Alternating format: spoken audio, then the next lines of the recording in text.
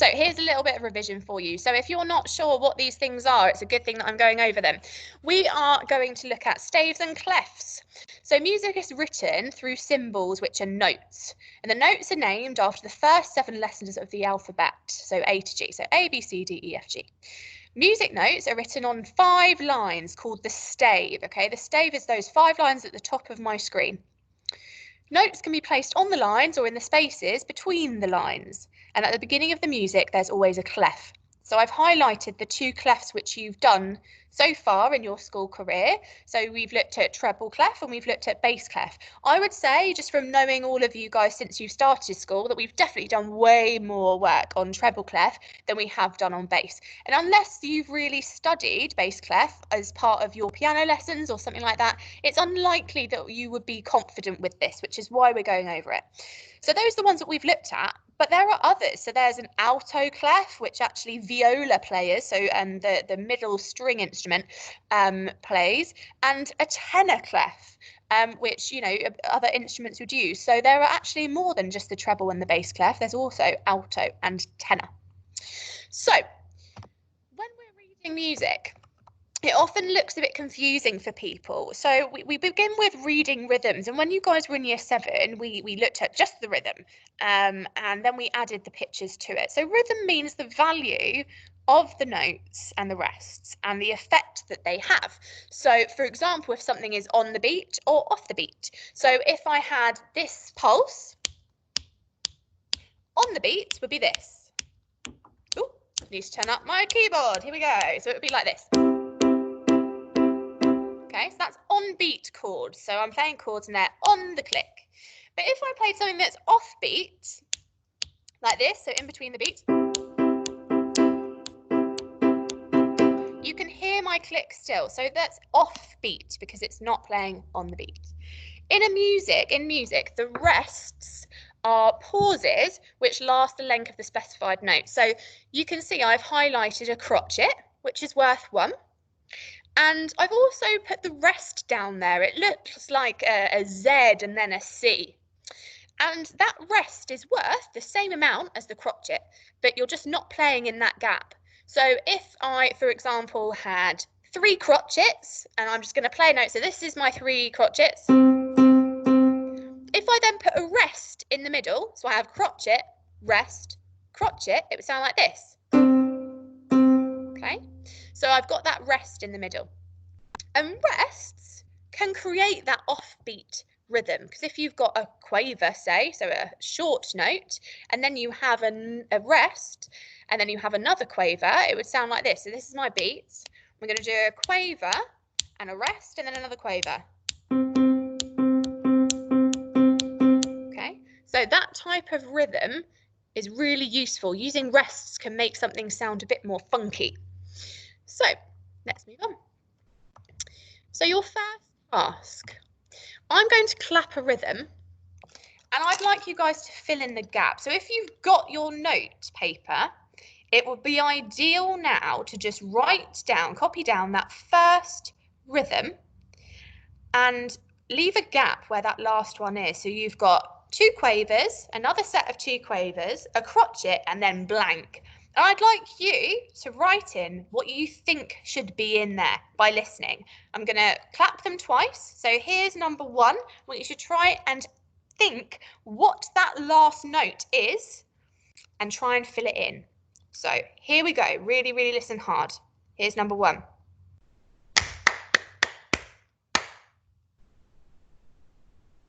So try and think. So you've got da, da, da, da, da, da. Try and think. Are there any notes which are repeated? That might be that one in the question mark. Here it is again. Here's number 1 again. Here we go.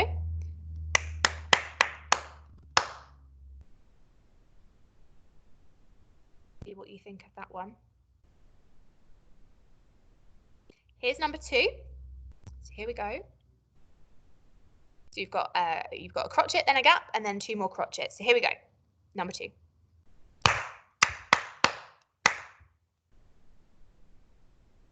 That was number 2. See what you think is in that gap. Here it is again.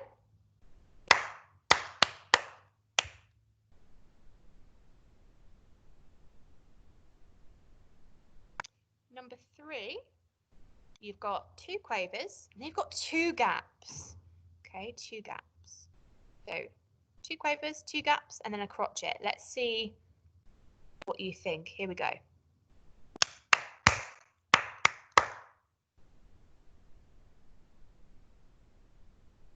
Think what you might put in there. So 3, here it is again.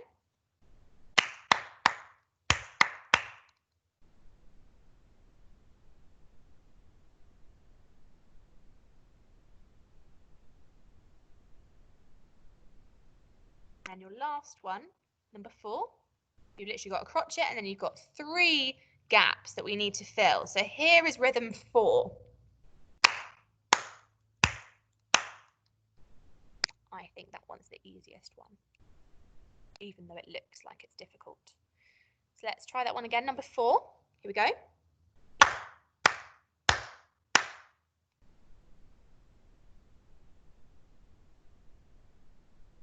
Okay, so let's have a look at the answers. So 1, that was the answer. So if you got that right, well done. So that actually sounds like this. Okay, that was number 1. So we've got that crotchet. That crotchet's repeated at the end. Okay, so it's just another crotchet. Number 2 was this. If you got that right, if you put 2 quavers, well done. If you put 2 crotchets, then don't worry. It's good that you identified that there are 2 notes there, but it's just about remembering the value of those notes, okay? Because the quavers are worth half the value than a crotchet. So number 2 sounded like this. Okay. Remember, it's like a secret code. We're just learning that code. Number 3 was that. So we've got the answer there. So we've got these patterns. So this one sounded like this. And then your last one, super easy in my opinion, just 4 of the same note. So you just had 4 crotchets. 1, 2, 3, 4. Super easy. So depending on how easy or hard you found that, some of you guys might be feeling really out of your depth, and that's fine, but it's really good that we practice this, because especially for those of you that are wanting to do music GCSE, being able to hear a piece of music and be able to identify what those notes are is a really important skill to have. So let's move on. What we're going to do now is we're going to add pitches to these note values. So a pitch is how high or how low the notes are played. So for example, I might have a low C like this, or I might have a really high C. And the stave, those 5 lines, and the clef, the treble or the bass, tells me how low or how high I should play those notes. So that is really essential, because especially if you're playing something like the piano, where actually you have to read both the treble and the bass clef simultaneously at the same time, it's really essential to be able to know the difference where you would put your hands, for example. So on a piano, if you're playing treble clef, you play with your right hand because it's higher up the piano, and you would play with your left hand for the bass clef because it's further down the piano and it's lower. So just to go over the ways that we remember it. So for treble clef, in the spaces, we use the rhyme faces in the spaces, because in the space, you've got F, A, C, and E. The names of the notes on the lines are E, G, B, D, and F. And there are loads of different ways you can remember this. I've just used the one which loads of music teachers use. So every good boy deserves football. I personally really like every good band deserves fans. I think that's a great one. You could bring up your own, and that's absolutely fine. If you've got a way of remembering it, then use that way. I'm not saying that there is one way to learn it. Okay, it's just a way of remembering. So treble clef. So what we're going to do is, using that to help us, I would like you guys to have a go at the first 8 notes in this series. If you are doing this really speedily, then you could do all of them. I honestly don't mind, but I'm going to give you the answers to the first 2, and then we'll go through the other 3 afterwards. But I'm just going to give you 2 minutes to do as much as you can, minimum the first 8 notes. Okay, so using faces and spaces, Every Good Boy Deserves Football, I'd like you guys to have a go at the first 8 notes on that music, please.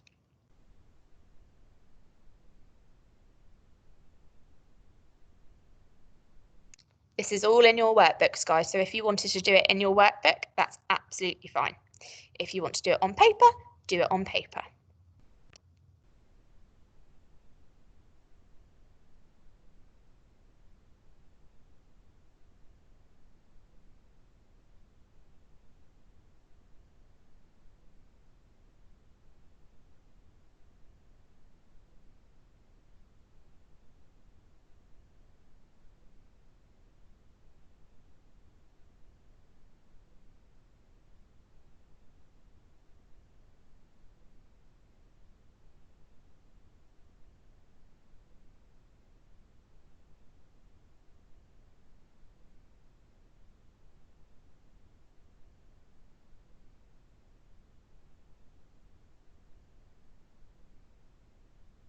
So remember, if you're stuck, you should try and determine whether a note is in a space or on a line. So for example, the first one, I can see the line goes right through it, so I know that that's on a line. And just using Every Good Boy Deserves Football to help you to try and work out what that note is. And the next one along, I can see that that's in a space, and it's in the top space. So I really need to use my faces in the spaces to help me do that.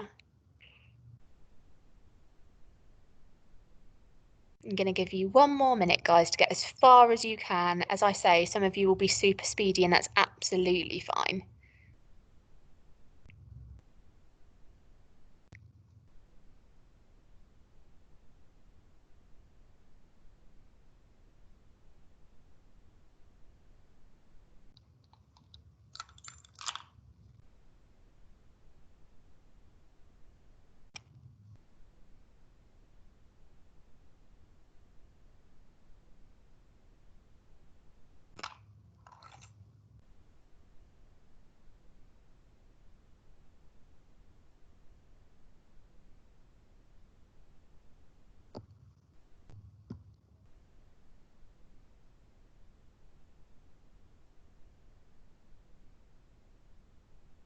Okay, about 20 more seconds.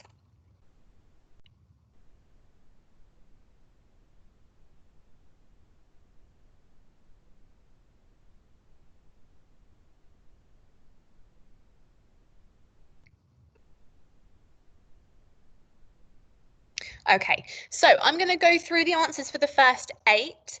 For some reason, my slide is not actually coming up with the answers, so I'm going to say them out loud, okay? So the first note is on a line. It's on the first line, so it's E. The second one is also E. It's just higher, so you can see it's higher up the stave. If you imagine the stave as a graph, and the higher up you go, the higher the note. So the first one actually sounds like this. And the second one, the higher E, sounds like this. It's higher. Your third one is G, then D, then E again, then C, because it's in a space, then F, then A. And for those of you that have done the rest, I'm just going to read each of them out really clearly. So the one in the third bar is a G, then an E, then B, C, D, F, F, B, A, C, F, and F. So some of you might have found that really hard. That's absolutely fine. Some of you might have found that super easy. So well done either way. Now, what we're going to do next is we're going to look at bass clef. So bass clef is the one I think that we're least happy on. So again, thinking about the pitch, it's high or low. It's just for this one, we have a slightly different rhyme. So I'm just going to move this over here so you can see. So you've got A, C, E, G for the spaces. So I remember that using all cows eat grass. And then on the lines, I use good boys deserve football always, but you could use good bands deserve football always. You could use anything you like. So using those rhymes, same thing again. I'm going to ask you guys to identify these notes.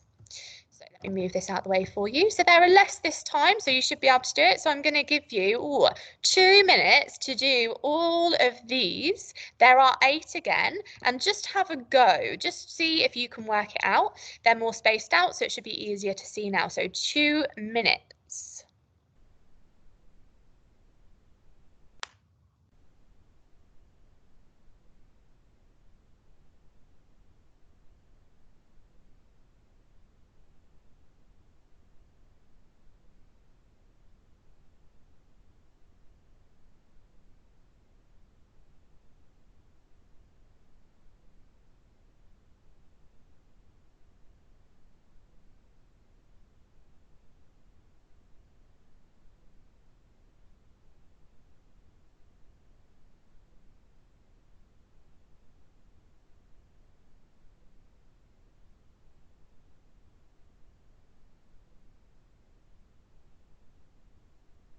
So use the rhymes. If you want to push yourself, maybe just block out the bottom half of your screen to really test yourself. Maybe put a book at the bottom so you can't see. That would be a really cool idea. So then you can test yourself and see if you can remember the rhymes.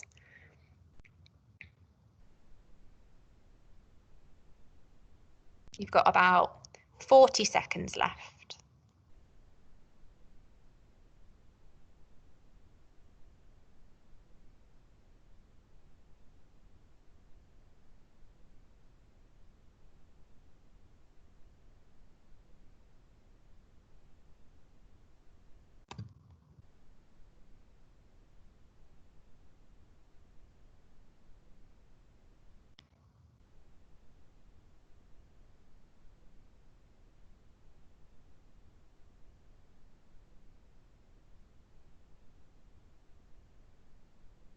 Okay, right, so let's do answers. So, again, for some reason, the answers aren't coming up, really annoying, but oh well. So, using your bass clef guide at the bottom, I hope that you felt quite confident with this, but who knows? So, your first one, so number 1 is F. Number 1 is D. Number 2 is C. Number 4 is D. So that's the first 4. Last 4. So number 5 is C, because it's repeated from the other one. Number 6 is B. Number 7 is A. And we're going down, so it's a pattern. So the bottom one, the last one, is G. So fingers crossed you guys did really well with that. Well done, and well done for sticking with this lesson so far. So we're going to push this skill a little bit more now. So we've progressed from the beginning of the lesson, we're just revising, and we've been using our skills, and we're going to use our listening skills this time.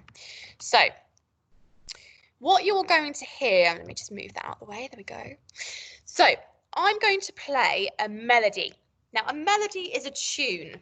Okay, so a main melody. So for example, if you were going to see a band and you were listening to the melody, you're probably listening to the singer sing normally.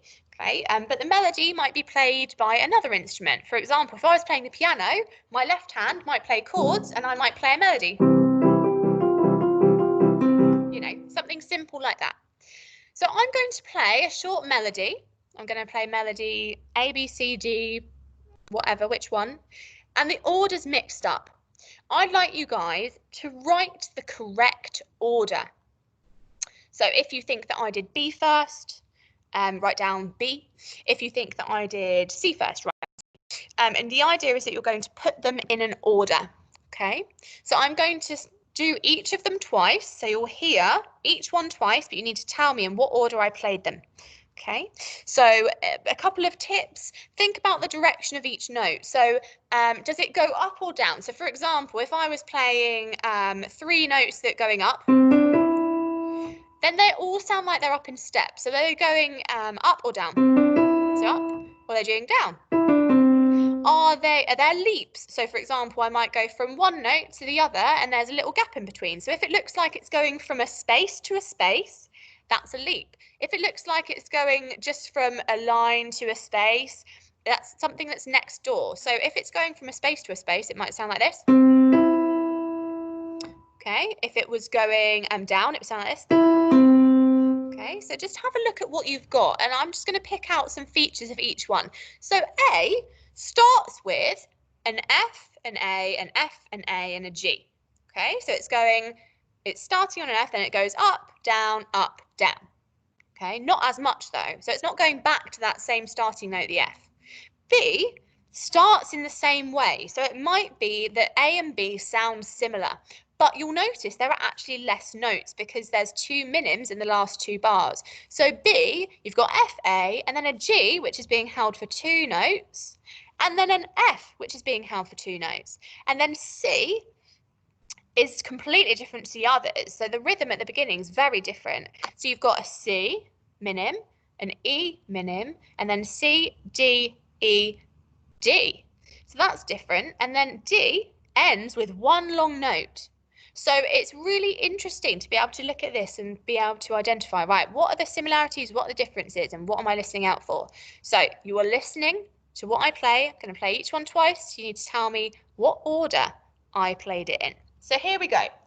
So first one, you need to write down which one you think it is, please. So here we go.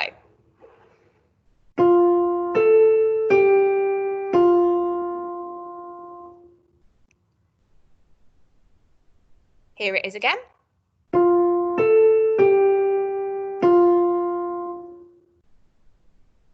I might play it 3 times just to be really nice for you. I'll play each of them 3 times. I've changed my mind. Here we go. One more time. This is the first one still.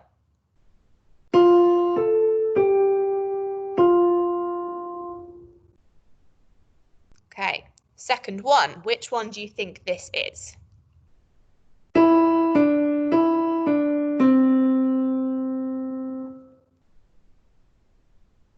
Here it is again.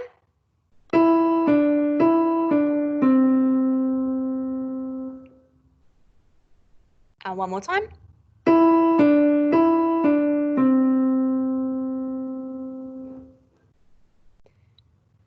Next one, so this is your third one, so you need to tell me which one you think it is. Is it A, B, C, or D? Here it is.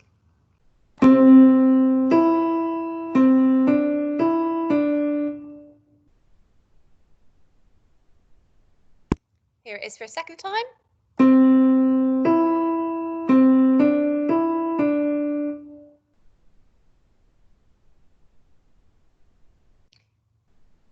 Here it is one last time, just in case you didn't get it.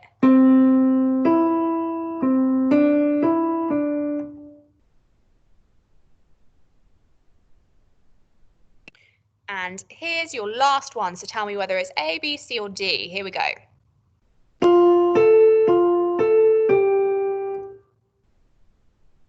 Here it is second time.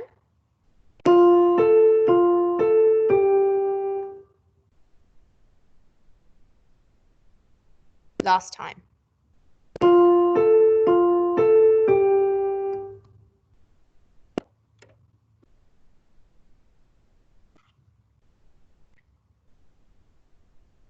Okay, so we'll see how you did with this. So answers then. So the first one that I played sounded like this. And if you were really listening, you will know that it was B. So you can see that it goes ba, ba, ba, ba, and those last 2 are longer than the first, okay? Then your next one sounded like this.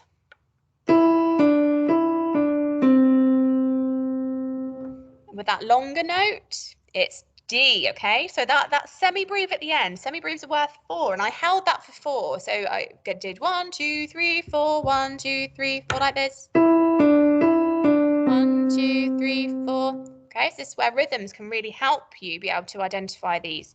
Okay, your next one was this one.